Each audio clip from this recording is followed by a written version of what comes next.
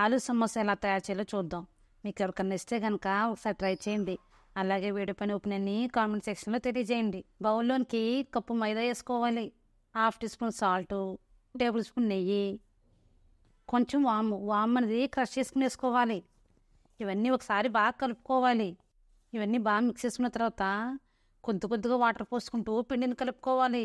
Water అనేది అన్నీ ఒకేసారి పోయకూడదు, కొద్దిగా పోసుకుంటూ కలుపుకోవాలి. వాటర్ కొద్దిగా పోసుకుంటూ పిండిని గట్టిగా కలుపుకోవాలి. కాసేపు పక్కన పెట్టుకోవాలి. సమోసాలోకి ఆలు కర్రీ ప్రిపేర్ చేసుకుందాం. బాండి పెట్టుకుని 1 టేబుల్ స్పూన్ నూనె పోసుకోవాలి. వాళ్ళు చిట్టుపట్లాడిన తర్వాత సన్నగా కట్ చేసిన ఉల్లిపాయలు పచ్చిమిరపకాయలు వేసుకోవాలి. 2 నిమిషాల పాటు వీటిని వేయించుకోవాలి. ఉల్లిపాయలు ఫ్రై అయిన తర్వాత 1/2 టీ స్పూన్ అల్లం పేస్ట్ వేసుకోవాలి. పచ్చివాసన పోయేంత వరకు వేయించుకోవాలి. తర్వాత ఉడికించుకున్న బంగాళదుంప వేసుకోవాలి.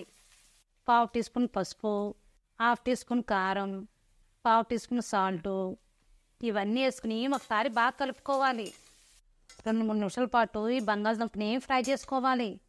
తర్వాత 1/2 టీ స్పూన్ గరం మసాలా, కొంచెం కొత్తిమీర ఒకసారి బాగా కలుపుకోవాలి.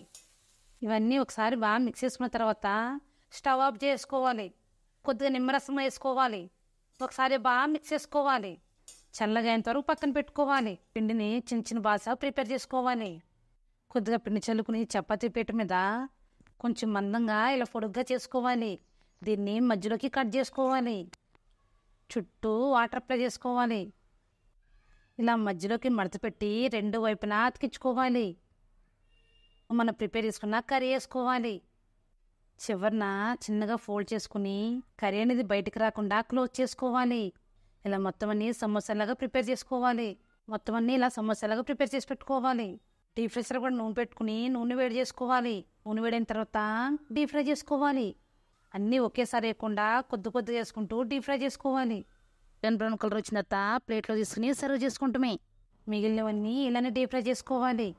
అంతేనండి, ఎంతో టేస్టీగా ఈజీగా ఇంట్లోనే ఆలు సమోసా తయారు చేసుకోవచ్చు. మీకు ఎవరికైనా నచ్చితే కనుక ఒకసారి ట్రై చేయండి. అలాగే వీడియో పైన ఒపీనియన్ని కామెంట్ సెక్షన్లో తెలియజేయండి.